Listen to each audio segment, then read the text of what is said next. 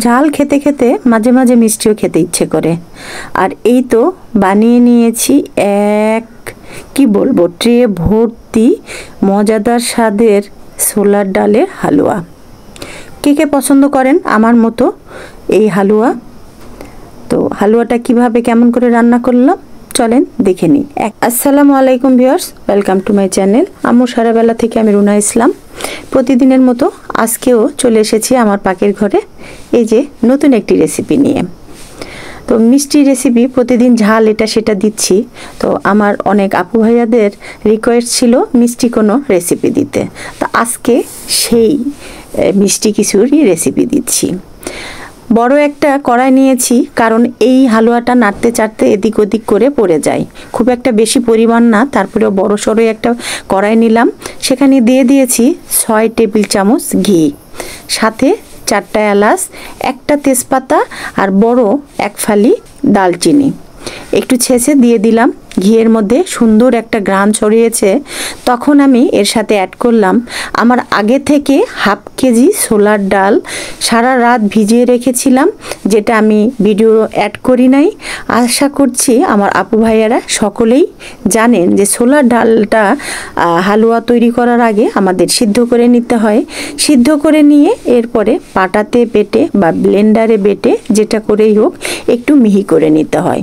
তো আমি কিন্তু আজকে বড় একটা থালার মধ্যে ফেলে আর একটা বাটি দিয়ে ডলে ডলেই কিন্তু এই হালুয়ার ইয়াটা তৈরি করে নিয়েছি। বেসটা, ডালটা মানে ছোলার ডালটা এইভাবেই আমি মিহি করে নিয়েছি।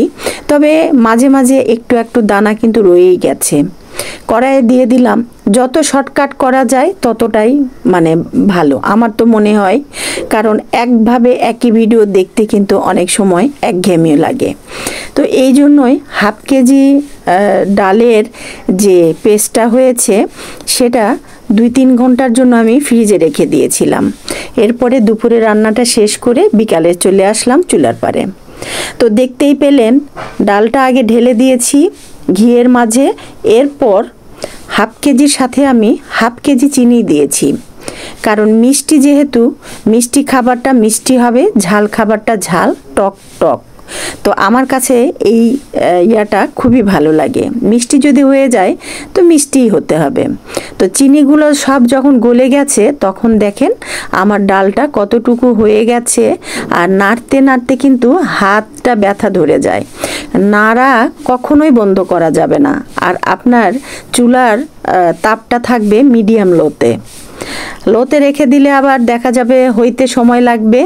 এই যে নাড়তে নাড়তে এক সময় চিনিটা আবার জমাট বেঁধে আসবে, তখন খানিকটা দিয়ে দিলাম ঘি, আবার 2-3 টেবিল চামচ দিয়ে আবার একটু নেড়ে নিব।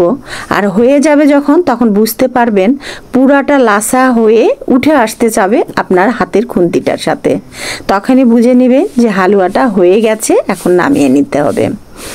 আসলে এর থেকে ভালো করে বোঝানোর আর কিছু নেই, কারণ এই মিষ্টি জাতীয় জিনিসগুলো রান্না করা আসলে যে যার মতো। তো আমি যেভাবে রান্না করি হালুয়া শর্টকাটে, ঠিক ওইভাবেটাই আপনাদের সাথে শেয়ার করলাম। আর নাড়া বন্ধ করা যাবে না, এই জন্যই পুড়ে লেগে যাবে, একটুতেই পুড়ে লেগে যাবে। প্রথমত ডাল আর দ্বিতীয়ত চিনি, মানে দুইটাই পুড়ে লাগার জম।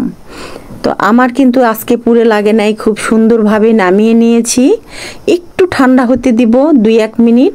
এরই মাঝে আমার বড় একটা ডিশ, পোলাও ডিশ, সেটাতে আমি ঘি দিয়ে হাত দিয়ে সুন্দর করে একটু মাখিয়ে নিলাম ট্রেটাতে।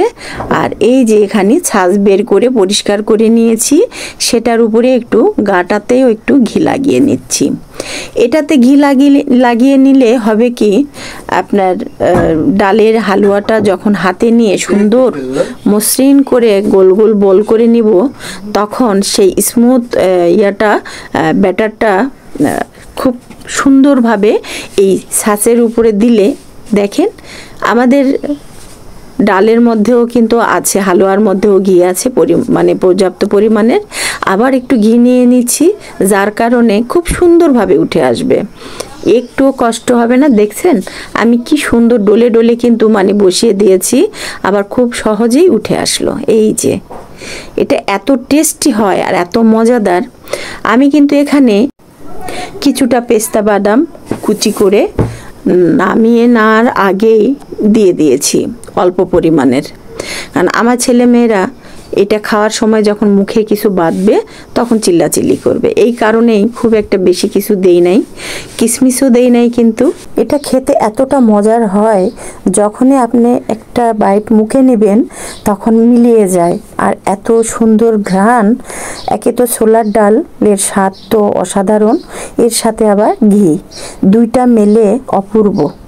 আর বুটের ডালটা বা ছোলার ডালটা আপনার চেষ্টা করবেন দেশিটাই নিতে। দেশিটা নিলে হবে কি, এটা খেতে এবং এটার ঘ্রাণটা অসাধারণ হয়। আশা করছি আজকের রেসিপিটা আপনাদের ভালো লাগবে, আর ভালো লাগলে একটু নিজেরা তৈরি করে নেবেন, দেখবেন আমার থেকেও হয়তো ভালো হবে। সকলে ভালো থাকবেন, সুস্থ থাকবেন। আজকে চায়ের সাথে মিষ্টি একটা রেসিপি। আল্লাহ হাফেজ, শুভ সন্ধ্যা।